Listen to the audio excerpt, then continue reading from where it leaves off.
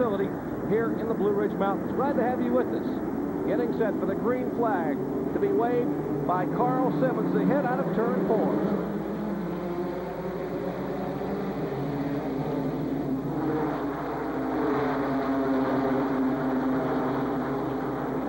Trouble already. Larry Pearson gets tapped and is spun into the inside wall. Caution is out on the very first lap. And a crash up here in turn 4 as well. A couple of cars spinning out of turn 4, and Roy Payne, the former ARCA Rookie of the Year, gets involved. Shauna Robinson, she spins. As those cars trying to get slowed down, get tapped from behind, Shauna gets the car back in line, as does Roy Payne. And now Larry Pearson trying to back his Chevrolet, the Stanley Tool Chevrolet, the Mac Martin-owned car, away from the back pit wall. Larry was not feeling well this morning. He has a flu, and Chad Little was standing by to relieve for him just in case he needed it, but he didn't get to go far enough to see if he was going to need it. There's the 36-year-old second-generation driver, Larry Pearson, sitting in that Stanley Tools Chevrolet Lumina. Let's see if we can take a look and see exactly what happened to Larry Pearson here just a moment ago at the green flag. Well, the cars are bumped up pretty tightly, Jerry, as they come off of turn 2. And it looks like, I don't know if he got a tap or if maybe he just got up a little bit high there and lost it. But anyway, he spun around down to the inside, hit the inside retaining wall. Well, it's hard enough to drive this track when you are feeling 100%. Larry Pearson, as you said, Ned, has had the flu the last couple of days, and it is considerably warmer today than it was yesterday, where the temperatures were hovering around freezing here with wind chills approximating 0. Well, it's a beautiful afternoon as we have the early laps trying to get green flagged in Bristol, Tennessee, as we're into the first caution flag of the day for a spin off of turn 2 by Larry Pearson. Back with more Busch Series racing after this.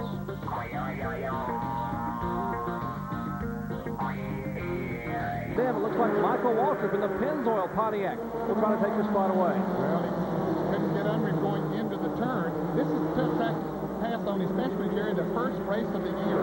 Oh, they get together, and Mike Wallace spins to the outside. Just a little bit of a tap from Michael Waltrip, and here's another car spinning down on the inside. Joe Ruttman almost head-on into the inside concrete wall and separates pit road. Ruttman spinning the car number 20. Tough break for the Fina-Lube Chevrolet driver, and we're seeing caution for the second time in less than 15 laps, all beginning because of a spin. I think he had a little help up there coming off turn 4. We're talking about Mike Wallace. Well, we're watching that race between Michael Waltrip and Michael Wallace. We'll look at it again. As they come off of turn 4, you can see very close running. And just a little bit of a tap gets the back end loose on Mike Wallace's car. He tries to correct it, and he shoots right into the outside wall. Michael Waltrip gets on by, but then Joe Ruttman apparently slows down. Somebody maybe taps him from the rear and shoots him down into the inside retaining wall. Let's look at a different angle. I'm not, let's see if Michael actually hit him. Talking about Michael Waltrip. I don't think Michael actually hit him. Let's see if we can see there. It looks like, oh, they're awfully close together. I do not think, I think really? we owe Michael Waltrip an apology. No. Michael did not touch him. Mike Wallace's car just broke loose back there. That's the Barry Owens owned FTP Brakes Chevrolet. And so our apologies to the Pennzoil team and Michael Waltrip. He did not touch him. It looked like it from the angle we had atop. That's why we have so many different cameras and can bring you the other angles. And so Michael Wallace has his car heavily damaged on pit road, but probably the more heavily damaged of the cars involved was the car that tried to spin to avoid that accident for the front. Preston's car was awfully fast in practice this morning. Now we're back on the leaders as Todd Bodine running on his full 6 cylinders, having a tough, and there was a spin here on the front straightaway as Tommy Houston in the Rosie Store Ford. He makes a 360 and continues on. No caution flag as Houston looped it around a la Joey Chitwood style. And he went a lap down. Lost a lap, got it righted, and headed back in the right direction, right beneath the flagman there. But no yellow flag. Here's the car number 98 of Jim Bound. Jim Bound, a pole sitter last year at Hickory Speedway, had some pretty good runs, running without a sponsorship in 1993. Take a look again at what happened to Tommy Houston just a minute ago. Well, as they were coming off of turn 4, he was in some very heavy traffic, Jerry, and the back end gets loose. Now, whether he had a little help there or not, don't know, but he just made a 360 and kept going, but the leaders were right there, so he went a lap down. Todd Bodine opening up about a 10-car length separation between himself and the second-place car of Ward Burton. Ward, our pole sitter, and behind Ward, about 4 car lengths, is Mark Martin in the Winn-Dixie Ford Thunderbird. Here's Joe Bessie in the Auto Palace sponsored car number 97, a rookie this year in Busch Grand National Racing, and Jimmy Spencer in the car number 10. That's a car owned by Jack Ingram. Spencer trying to make a move inside of Bessie in turn 3. Ooh, contact, and they slam in the wall right behind him. Butch Miller. Roy Payne is involved. Hermie Sadler got on the brakes. He may have escaped, but heavy damage. And Jimmy Spencer's car, actually Jack Ingram's car, being driven by Jimmy Spencer's, looks to be almost totally destroyed. The car is moving, though, down on the bottom of the racetrack. Well, it is. It's going the wrong way, but at least the engine is pulling it. And Butch Miller sitting up on the... Here it is again as they go into turn 3, and Spencer tries to go to the inside, and Bessie started to follow his normal groove around there, and they get together, and those other cars running so fast and so close, they came in there. There was nowhere for them to go. Joe Bessie, the 1992 Busch Grand National North runner-up in the car number 97. Looking in at Spencer, he already has a little bit of sheet metal damage in the front of that Chevrolet. Left rear quarter panel of Joe Bessie, and they both go sliding in the wall. Butch Miller, the car number 75, the Charlie Henderson-owned car, had nowhere to go. The track completely blocked. He had to be running at over 115 miles an hour when he slammed in there. Good move by Hermie Sadler to miss it. Look again now from the Family Channel blimp at what happened. Okay, it looked like there was room for Spencer to go under him there, and he took that opportunity, but Bessie made his normal line into the turn like he would if he was running by himself, not knowing that Spencer had stuck his nose up under there, and contact was made, and away they went. Tough break for Joe Bessie and Jimmy Spencer. Both cars running extremely well. Spencer was coming to the front in a hurry. He had qualified back in 27th position. You see the fluid running from beneath Butch Miller's car. Take a look at Butch Miller there, 40 years of age. The Food Country USA Oldsmobile. That car based right here, right outside of Bristol, Tennessee, owned by Charlie Henderson. A car that had won previously in Busch Series racing. That car has won here at Bristol a few years back with Rick Wilson driving. A lot of fluid leaking from beneath that machine as we are under caution for the third time today. We are still in the early laps here at Bristol, Tennessee for the Budweiser 250 Busch Grand National Series race. Glad to have you with us on a beautiful day in Tennessee.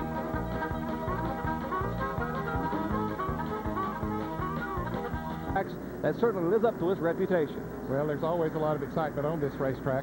You can see the caution there. Now, just ahead of what we were watching when this happened, Jimmy Spencer trying to make a move on Joe Bessie on the inside going into turn 3. And Spencer dives in there, a little bit of an opening, but Bessie closes the door going into the turn. So we have seen what happened there. Butch Miller came in, got involved. Roy Payne was involved. There's Butch Miller hitting hard. There's Roy Payne in the blue and white car number 27. Hermie Sadler in car number 25. Very good driving, as you pointed out, Jerry, and he got stopped. But now in front of this, Nathan Budke was having a problem. Up at the top of your screen, the white car veers abruptly across the racetrack, tags the concrete. Now take a look at the action going on behind him over to the right top of your screen. That's the incident in turn 3 as the Nathan Budke car comes careening down across the racetrack, the young rookie driver. So there was action at 2 different turns at the same time. And neither had nothing to do with the other. It's just coincidental that they happened, one in turn 3 and the other one in turn 4. NASCAR safety crews continuing to clean up in turns 3 and 4, so we'll take a break while we're under caution, get a commercial in and come back. Just looking for a place to pass. He's looked on the outside, then on the inside, and here's more trouble. Jack Sprague in the South America car has gotten into the wall on the high side of the track on turn 4. Jack Sprague. Now he was the car that we saw a moment ago that Ward Burton had a little trouble to pass for a couple of laps, and then Ward was able to get by him because Jack had more speed on the straightaway and Ward had a little bit more speed in the turn, so it took him a few laps to get by. So the action continues here. Take a look at once again, see if we can see what happened from the shot at our start-finish line. Look at the top of your picture. You see Sprague's car has already looped around, a lot of smoke coming from those tires as they back up against the concrete. Jack Sprague in the car number 74, 28 years of age, the Robert Hamke prepared car, owned by Bill Bumgardner. Well, it's a brightly painted car, one of the brightest cars on the spot. Trouble in the front straightaway. Tommy Houston's car spins as Houston's car in the car number 6 spins and loops it around, and we will have caution for the 5th time today. And he spun on the front straightaway before, Jerry, and got that one lap down. Didn't hit the wall that time, but he did make contact with the inside wall this time. Tough break for Tommy Houston in the Rosie Store Ford. And Tommy was running awfully well after losing the lap. As you said, he was staying right with the leaders. There's a look at Tommy Houston, a veteran, been with this series the entire 12 years we've had Busch Series racing. 334 consecutive starts for the veteran from Hickory, North Carolina. Out Jimmy Spencer, out those two cars involved in the same incident. Here's Mark Martin trying to make a move, but he couldn't quite do it. He got a nose up under Bodine coming off the turn, but he just couldn't quite do it. One car spinning, trouble. That is Tim Fido up in turn 3. And the Ray and Diane DeWitt on Ford Thunderbird. Fido, a rookie driver, and he's trying to keep the car on the banking, but at 36 degrees, it's hard with the car sitting that direction. The rear of the car wants to slide down a little bit. Now he's getting ready to back the car. He sees Jason Keller's car coming by. There is a good look at Tim Fido up in the race scan Ford. Well, you can see he's already in a spinning mode coming off of turn 2 all the way into turn 3. Boy, he took a lot of spins, Jerry, getting to that point. Didn't hit the wall too hard, it didn't look like, on the outside. Now, here it is again. A couple of cars goes by on the outside as he spins down on the inside and eventually goes up the banking a little bit. Fans in the backstretch got a heck of a show there. He did it 2-3-60, didn't touch much. Pit stops coming up right now. The leaders are coming in, excepting Jeff Burton. Here's Todd Bodine. Turn 3. Green gives him running room. Here comes Mark Martin right around as well. And here's trouble over in turn 2. It's Tim Fido again, Jerry. One of the rookie drivers. And this time Fido's car backs across the track right in front of the leaders. Chuck Bound goes to the high side. Fido getting the car down off the concrete onto the asphalt pavement. The black strip there, and the young man who has run so well in a couple different series, a former Artco Rookie of the Year in '89, a 1991 ASA Rookie of the Year, and now a rookie in Busch Series competition. He is having a tough day here on the high banks at Bristol. Take a look again as you see one car's coming against the wall. It looked like Fido was there as he was trying to get the car spun sideways. Benny Parsons. Not pit, neither has Chuck Bound, the 1990 Series champion who runs in second spot. And here's trouble on the front straightaway. Ward Burton, the pole sitter, gets tapped from the rear coming off of turn 4, slides into the inside retaining wall. And caution for the 9th time today. 9th time we've had the caution flag.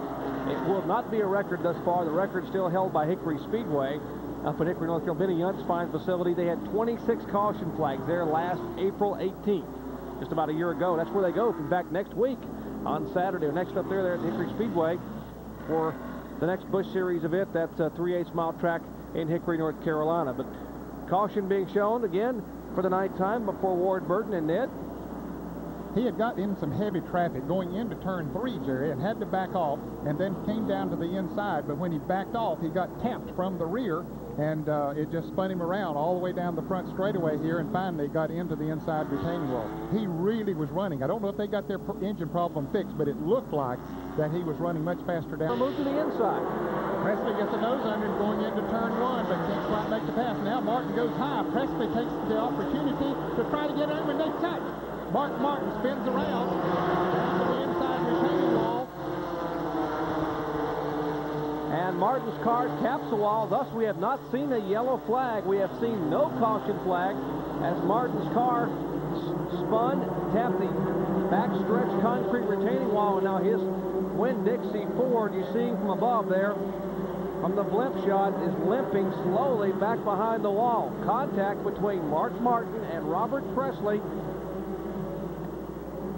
Take a look once again here coming off turn 2. Well, Martin had gone high in the turn. Presley got a nose up under him, but as they came off of the turn, Presley just nudged him a little bit on Martin's left rear quarter panel, just enough to send him spinning down to the inside. And you notice, Jerry, on the cement, there is not a lot of smoke that comes off the tires. Now, normally, if this would be asphalt, you would see a lot of smoke, and the drivers behind them might have had a wreck. We see very little smoke there until he gets down on the asphalt. I tell you, Mark did a heck of a job. The car looped around. He could have hit the wall head on. He jumped back on the brakes. And now we have major trouble here in the front stretch as 3 cars are involved. Whoa, good move by David Green to keep him tagging the backside of Todd Bodine. Todd Bodine was involved there. Jack Sprague You can see heavy damage on his car. Of course, he was involved earlier in an incident. Caution is out now. For the 10th time, Carl Simmons waves the yellow flag. Carl Simmons is going to get the Ben Gay Award for waving that right arm all afternoon with the yellow flag. Let's take a look and see if we can see what happened this time.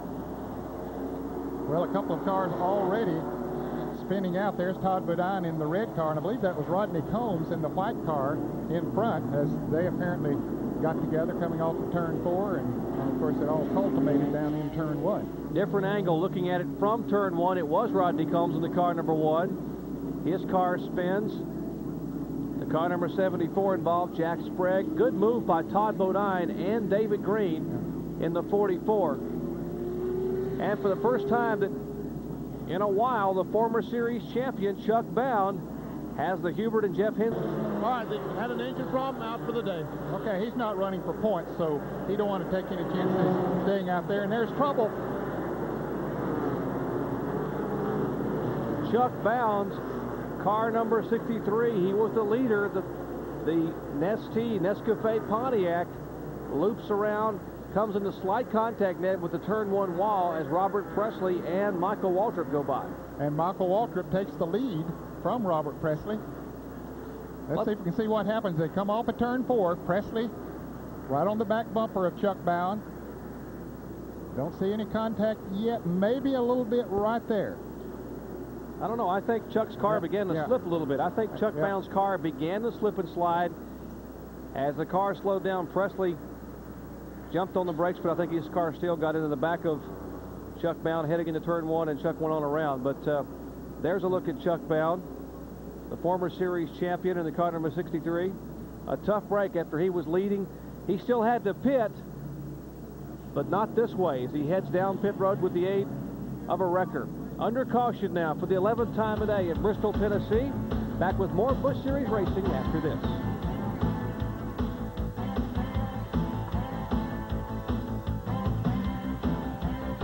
Then holds him off in the turn. Whoa, trouble here in the front stretch. One car gets tapped from behind. Richard Lassiter gets a tap. A battle now back as Lassiter's car has spun off the racetrack. No caution flag. Lassiter, another car spins in front of the leader.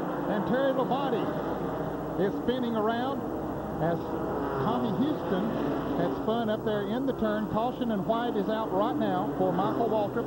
He'll get the checker the next time around. Terry Labonte gets his car going. He won't finish second, but he still is going to finish pretty good if he can come on around. They're under caution, so I think if his car keeps moving, that he should be able to come on around and maintain whatever position he came out in. Todd Bodine moved up into second place, and Terry Labonte should still be running, I think he's running fourth right now. Labonte being shown in the 4th place position here. Michael Waltrip has come by to take the checkered flag and win the race. What a wild scramble at the finish as Michael Waltrip gets his 6th career Busch Series victory. I'm not sure they understand what happened, but John Kernan knows that there's one happy crew there, and that's the Michael Waltrip one. John? Well, Jerry, one of the crewmen told me after Michael took the lead that I couldn't stand in the pits during the rest of the race. He was afraid I'd bring him some bad luck. But Ronnie, you guys had to really survive a lot of crashes out there today. Good job overall. It looked like a good Saturday night short track somewhere, didn't it? But it's awful fast here, I tell you. I'd like to thank Chuck for letting us come back to Bristol. We didn't get to come here last year, and we always had bad luck here, so it was time. Michael always ran good here. This Pennzoil Pontiac's had a tough couple of days. He wrecked it yesterday practicing after that long, cold rain and snow flurries. And I'm just proud that he could win the race. That's a very happy Ronnie Silver. And Jerry, there's also a very happy man behind the wheel of that race car. And in honor of his fallen comrade, Alan Kowicki, who we lost on Thursday night, Michael Waltrip, to the pleasure of this tremendous crowd who stand in silence and wave, and there are tears and a lot of eyes in the stands as Michael took a reverse lap. What Alan Kowicki coined back in 1988 when he won his first race at Phoenix, Arizona, the Polish victory lap. In honor of Alan Kowicki, Michael Waltrip heads to victory lane backwards. Watch his last lap here of Michael Waltrip's. Well, he's coming up on Tommy Houston down on the inside, the blue and white car. He and a couple of other cars there too, and Richard Lassiter gets hit right in front of him and spins down to the inside. Now he just keeps on going around the track as Lassiter spins down to the inside. We'll pick up Michael again now as he heads into turn 3. Michael says, I dodged one bullet, I'm through. No, I'm not. There goes Tommy Houston right in front of me. Now Michael says, okay, I've missed Houston, and he comes across the track. Here's Terry Labonte. He spins. Todd Bodine spins, gathers it back in. What a lap. I mean, this track has been so tough, and you don't think this track owes Michael Waltrip one? Remember this incident? Take a look here. A few years ago in Busch Series racing action, that is what happened to Michael Waltrip.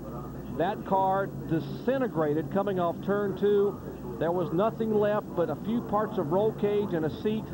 But as you know the story, Michael Waltrip walked away. And today, he's in victory lane with Benny Parsons. BP? Yeah, Jerry, Michael's just kind of trying to collect himself a little bit, because this, is, I know, is a pretty special moment. He waved to the crowd. Michael? Uh-oh, he's got to get up and wave to all the crowd. Now they can all see him. Hey, Mike. Pretty special day, huh? It's a shame, you know.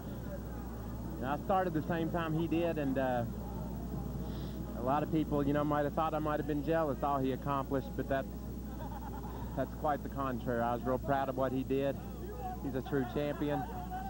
We want to dedicate this race to Alan in the memory of him and all he accomplished, and to others like him, and the Brooks family, and Dan Duncan, and the pilot. You know, it's just tough, but I'm happy to be here. I needed to win, you know. I've been fired 600 times this week, thrown out of my own ride, so everybody says. Of course, my car owner, Chuck Ryder, he's as solid as a rock, and I appreciate the world out of him. I know I can win races, and we won one today, didn't we, Benny? It's a great day.